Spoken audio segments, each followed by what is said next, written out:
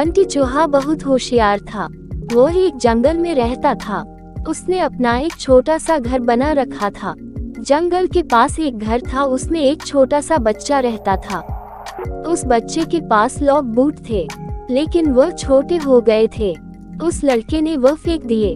बंटी चूहा, अरे ये जूते तो बहुत अच्छे हैं, मैं इसमें आराम से सो सकता हूँ। बंटी चूहा एक जूते को घसीटकर अपने घर के नीचे ले आता है।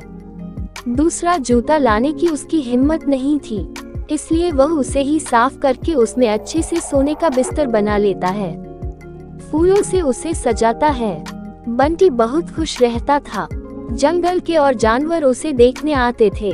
जानवर जब उसको देखते तो बंटी चूहा बहुत नखरे में अपने जूते पर चढ़कर बैठ जाता था। एक दिन नटखट कबूतर बंटी से मिलने आया।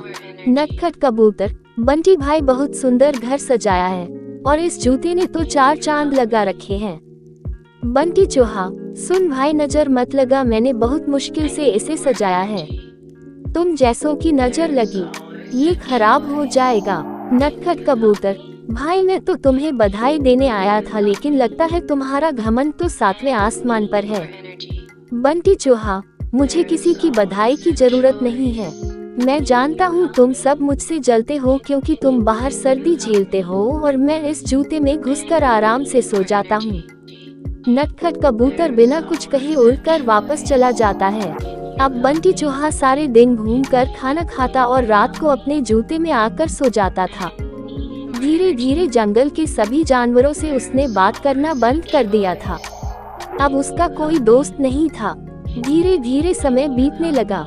एक दिन रात के समय जंगल में तेज बारिश होने लगी। इस सब से बेखबर बंटी चूहा अपने जूते में आराम से सो रहा था। उसे बाहर के मौसम का पता नहीं लगा। बारिश का पानी बढ़ने लगा। जूते के तले में एक सुराख था, जिससे पानी जूते में भरने लगा। कुछ ही देर में बहुत सारा पानी जूते में भर गया। तभी बंटी चूहे की नींद खुली, लेकिन तब तक बहुत देर हो चुकी थी। पानी बढ़ता ही जा रहा था। उसे लगा कि वह अब मर जाएगा।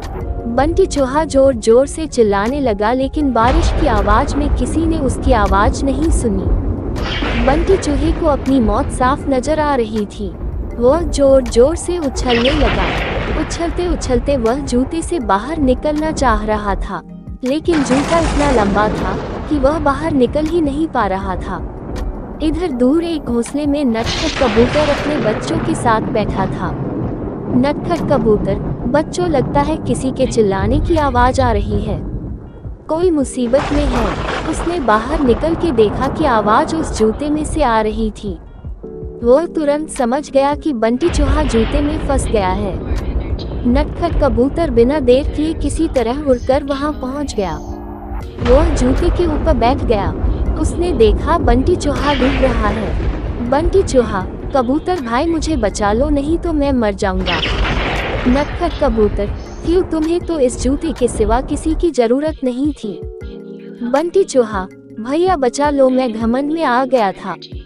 ये सुनकर नटखट कबूतर उसे अपनी चोंच से पकड़कर खींचने लगा, लेकिन बंटी चूहे का वजन ज्यादा था। नटखट कबूतर उसका वजन उठा नहीं पा रहा था। नटखट कबूतर, भाई रुको, मैं अभी बाकी जानवरों को बुला कर लाता हूँ। नटखट कबूतर जंगल में जाता है, लेकिन सभी जानवर बंटी चूहे की मदद के लिए मना कर देते हैं। तभी रास्ते में उसे कालू कौवा मिलता है। वह उसके साथ आ जाता है। दोनों मिलकर बंटी चूहे की एक एक टांग चोंच में दबाकर उड़ जाते हैं और उसे ऊपर बने घर में रख देते हैं। बंटी चूहा अपने किए पर बहुत पछताता है। अगले दिन वह जूते को खींचकर उल्टा कर देता है। उससे उसका पानी निकल जाता है। उसके बाद वह उस जूते को घसीट कर ले जाता है और नदी में फेंक देता है। ये देखकर नटखट कबूतर और कालू कौवा बहुत खुश होते हैं। फिर बंटी चूहा सब जानवरों के पास जाकर सबसे माफी मांगता है। अगर वीडियो अच्छा लगा तो चैनल को सब्सक्राइब करें और बेल आइकॉन को प्रेस करें।